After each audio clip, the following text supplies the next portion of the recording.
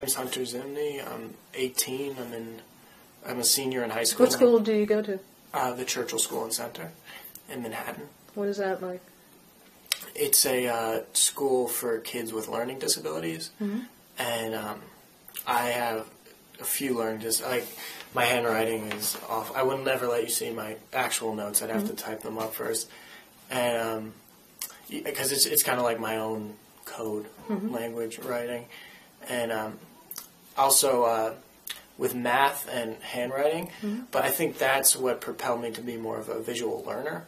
Like, I can, if you read out some instructions to me, it might take me like 3 or 4 times to get it. But if you were to like show me it or draw on a board, then I could get it first time.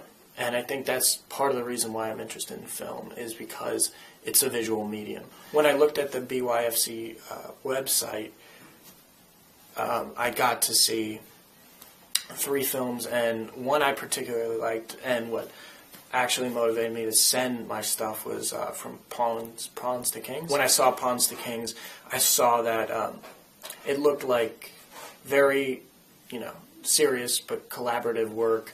And like looking at the credits, I saw how many people are involved, and I liked the story, and it felt very serious. And I also had read, like, it's a very low budget but serious approach to making a film without compromising the severity in its message. And I like that. I think that just because I don't know, you don't have a $1,000 budget, that you can't. It doesn't mean you can't make a film that has an impact.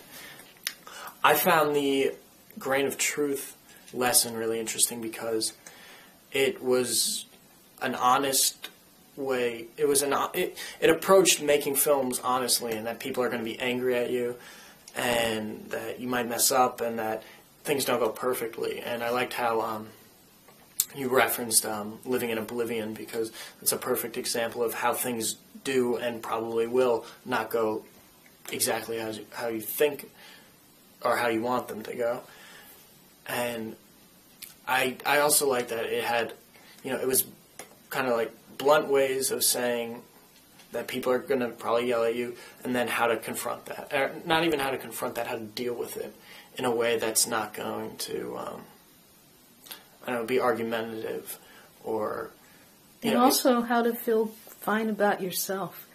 I think that's the hardest thing, is when someone comes at you hard or with criticism, is that often particularly if you're in an environment where you're learning, is that it deflates you. It deflates your energy. And so learning how to just accept that those are just like energies out there, but it's not you. Yeah, that you're separate from. I think in that lesson, a grain of truth also, it kind of teaches you to like separate yourself from the negativity that's coming towards you, and how I don't know, you have kind of like a greater purpose there, and that's just a little obstacle to get over, and that shouldn't like ruin your day on the set or what your purpose there is. Like, you still, even if you did mess up, which happened, you still have a purpose there, and you're still needed there. I looked at your work online, and I really respected, how hard you've been working, and you're 18, and I was like, cool, let's see what he's like, and we had a good conversation. And then I sent you the script, Girl in the Mirror. So what did you think when you read the script? It's an honest script. It's very concise and to the point, and it's also a script that gets you emotionally involved in the characters, which I think a good script does that. The part of how it gets you emotionally involved is it breaks kind of typical social taboos of what a strong woman would be like, and how this character has this rich internal conflict, that she is this physically fit, woman who's overcome her issues on the exterior, on the outside, but internally she's this very damaged person, and is trying to combat that with making her external image a lot stronger than who she really is internally. And, I think that in itself is a rich and builds rich character. You seem to think a lot in terms of films and film references. Because you said after you had read the script, or as you were reading it, you started thinking of other films. What were some of the other films, and why did you think of them? I think just with the mirror, I thought of Taxi Driver and kind of looking at yourself and fighting yourself. It made me think of this 1930s or 40s film noir film, Moonrise, with the character being taunted with voices that aren't actually there. I look forward to editing Girl in the Mirror as a learning experience, using somebody else's footage and using somebody else's story. Is that going to be a first for you?